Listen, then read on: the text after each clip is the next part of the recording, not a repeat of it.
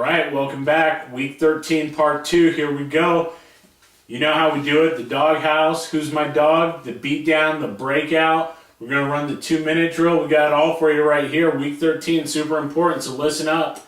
In the doghouse this week, I got to give the champ a little love. He couldn't make it to be here with us, but he wanted to make sure that everybody knew that Ken Wisenhunt's a chump, and the only bigger chump right now in the NFL is Derek Anderson, because they let Matt Leinart go. They looked terrible. San Francisco rolled them. There was nothing they could do, and then Derek Anderson had the nerve to get upset about it after the game when he was asked why he sucks, basically, and why he thinks it's funny that he sucks.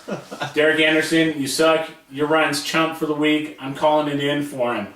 My doghouse this week is going to be Donald Brown versus Dallas. My car's probably going to steal some of that short yardage stuff, and Donald Brown is just not a very reliable option in general. If you depend on him this week, I apologize. I feel bad for you. My dog, however, is Reggie Wayne versus Dallas. Dallas's D is allowing an average of 244 yards per game and 23 touchdowns. They're tied for second most allowed right now. I like Reggie Wayne this week against that shaky Dallas secondary. I think he's going to go to town. Well, there you go. Beatdown and breakout. Here you go. Beatdown is going to be #1 draft pick overall, Chris Johnson. Even you deserve a beatdown now and again. 7 carries, 5 yards. 2 receptions for 2 yards. 0 points. 0 points. That's not what most of you guys out there were wasting our #1 round draft pick on. So, Chris Johnson, you get the beatdown, brother. Yeah, double beatdown. Wow, drop both elbows on Mike. There you go. Breakout's going to be Toby Gerhart this week. He's going to go for 85 yards and 2 touchdowns. You know, he's getting some carries. Adrian Peterson's a little dinged up. This is a perfect opportunity for the guy to get in there, steal some thunder. And like you mentioned earlier, the Vikings don't really have much to play for. Why not give it to the youngster and see what he can do? Yeah, there's no sense in wearing out AP or giving him some kind of an injury that he's going to wind up needing surgery for. They've got plenty of guys that are already like that on the Vikings, so who needs more?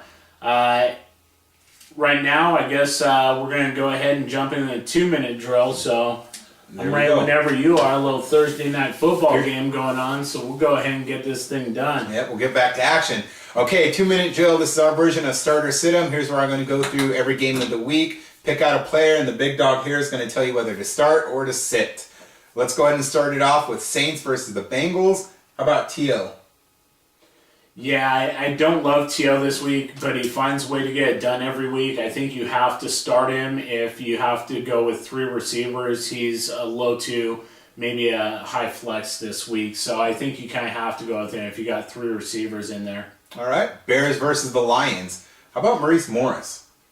Yeah, you know, I just don't love the guy. You know, the Bears have been really tough on defense. They showed that last week against Philly. I don't trust him. All right. 49ers versus the Packers. The old man stepping it up. Brian Westbrook. You know, I mean, it's against a really tough Packers defense. Westbrook looked really solid like his old self last week. He's still fresh. If you have to go with him as a flex, probably not a terrible thing, but I just don't love him because of the Packers defense. Okay. Broncos versus the Chiefs. Kyle Orton, you talked about him earlier. Yeah, I mean, Orton has been, besides Lloyd, like I said, fantasy gold. He's been a shining spot on that otherwise terrible Broncos team. So, you know, I think you have to go with Orton. I think he's a Tier 1 quarterback. And potentially one of the most exciting 2 teams playing right now will be the Browns versus the Dolphins. What do you think of Devon Best going in there?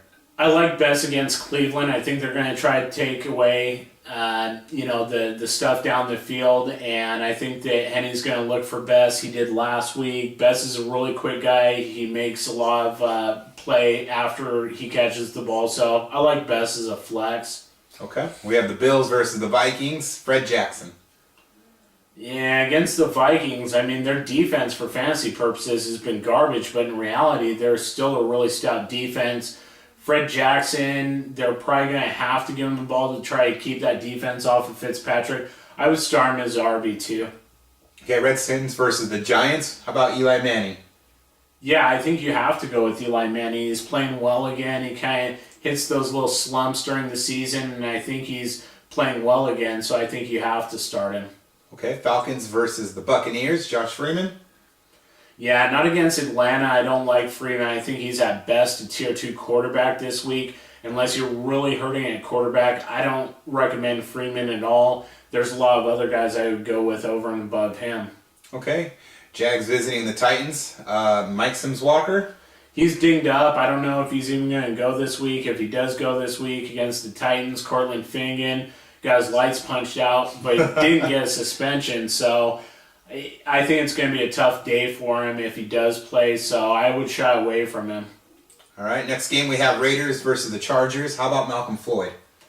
I like Floyd this week. If Nnamdi Asomugha is playing heads up on him, which, he doesn't go with the receiver. He typically plays one side of the field or other these days. He's not really a manned-up kind of guy anymore. But, it's one of those things where Floyd's kind of their number one guy with Jackson not there. But, I like Floyd. I think he could do well this week, so I'd go ahead and start him.